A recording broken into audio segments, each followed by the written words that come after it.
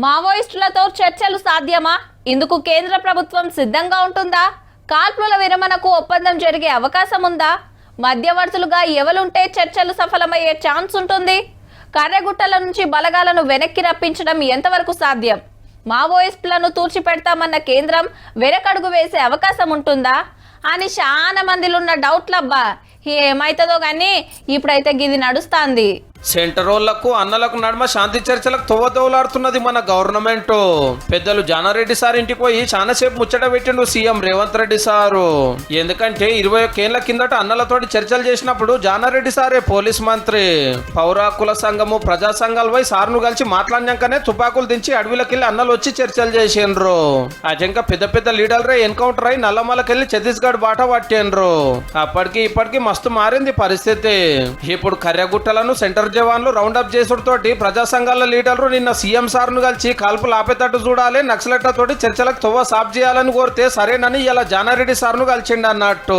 ఢిల్లీ పెద్దలతోటి మాట్లాడి ఎట్లా ముంగట్టుకు పోయేది చెప్తామన్నాడు. ఇక వరంగల్ మీటింగ్ లో కేసీఆర్ సార్ కూడా ఇదే కోరిండు సెంటర్ వాళ్ళను. నేను కోరుతా ఉన్న కేంద్ర ప్రభుత్వాన్ని బలమున్నది కదా అని చంపుకుంటా పోవుడు కాదు, అది ప్రజాస్వామ్యం కాదు. ఆపరేషన్ కగార్ వెంటనే ఆపేయండి, ఆ నక్సలైట్లను పిలిచి డెమోక్రటిక్ స్పేస్ ఇచ్చి చర్చలు జరపండి. ఎందుకంటే వీళ్ళంతా సెంటర్ జవాన్లు, ఛత్తీస్గఢ్ పోలీసులు, తెలంగాణ పోలీసులు లేరు. కర్రెగుట్టలను మొత్తం జల్లడవారుతున్నారు. బాంబులు చెక్కింగులు చేసుకుంటా గుట్ట మీదకి పోతున్నారు. కుక్కలను కూడా పట్టుకొచ్చిరు ఆసన మురక చూసి దొరకబడేటట్టు. అన్నలు కూడా హుషారున్నారు. అగో జవాన్ల చేతులతోటి మట్టి అంతా దొరితే కవర్ కింద కట్టాలు. లోపల పెద్ద బొయ్యారం ఉన్నదట.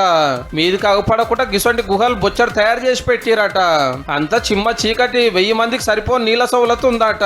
జవాన్లు వస్తున్నారనే మతలబ్ ముందే అంది సదురుకొని తప్పించుకున్నారట అన్నాలు. అయినా గిట్లా ఇడిచిపెట్టేటట్టు లేరు. ఒక తాన బీర్ సీసాగు పడ్డది, చిన్నగా బయటికి తీస్తే లోపట బాంబు. ఎవరు దాచిండ్రో గాని జవాన్లకు దొరికింది. 6 రోజుల కాంచెల్లి అడవంతా పుణుకులాడుతూనే ఉన్నారు. 30 మందికి మీద నక్సలెట్లను ఎన్కౌంటర్ చేసిరని ప్రచారం అవుతుంది. లోపల కాల్పుల మోతం అవుతుంటే బయట శాంతి చర్చల కోసం చర్చలు నడుస్తున్నాయి. తెలంగాణ రాష్ట్రంలో బీజేపీ తప్పితే అందరి మాట ఒక తీరనే ఉన్నది కానీ నక్సలెట్లనే మాట వినబడద్దనే జిజ్జుతోటున్న సెంటర్ వాళ్ళు చర్చలకు ఒప్పుకుంటారా అనేది అసలు పాయింట్.